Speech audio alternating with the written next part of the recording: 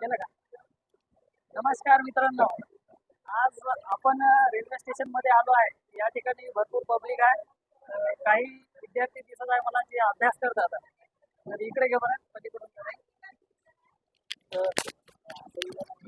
काही या ठिकाणी आहे तर पोरं. तर या पोराला आपण काही प्रश्न विचारणार आहोत. दादा तुझं नाव काय रे? रोहन भाव कशाची तयारी करत आहे तू? कॉम्पिटेटिव्ह. कॉम्पिटिशन. आतापर्यंत तू म्हणजे रेल्वेमध्ये प्रवास चालूच राहते का? हो.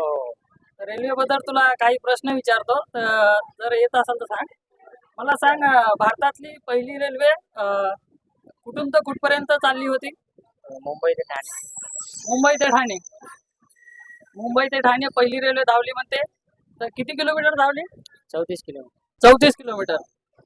बरोबर आहे का? हो का? तर मला सांग, ज्यावेळेस भारतातली पहिली रेल्वे 34 किलोमीटर धावली त्यावेळेस त्या इंजिनचे नाव काय होते?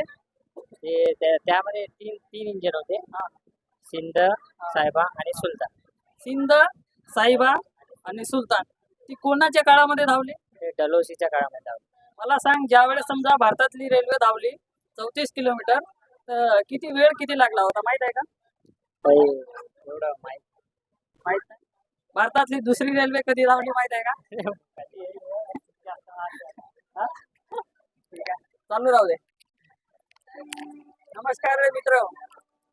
तर बघा, भारतातली सर्वात पहिली रेल्वे 16 एप्रिल 1853 मध्ये धावली. 34 किलोमीटर मुंबई ते ठाणे पर्यंत धावली.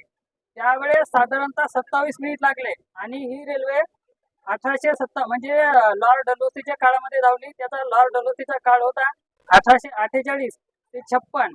आणि भारतामध्ये सध्या 68,000 किलोमीटर हे रेल्वेचे जाळे थांबलेले आहेत.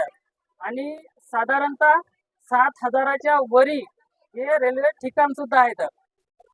आणि सध्याचे रेल्वे मंत्री अश्विन वैष्णव आहेत. तर आणि जर पहिली रेल्वे समजा 16 एप्रिल 1853 मध्ये धावली आणि दुसरी रेल्वे आपली जी आहे 17 जुलै 1854 मध्ये धावली. तर चला, धन्यवाद. असेच व्हिडिओ पाहत राहा.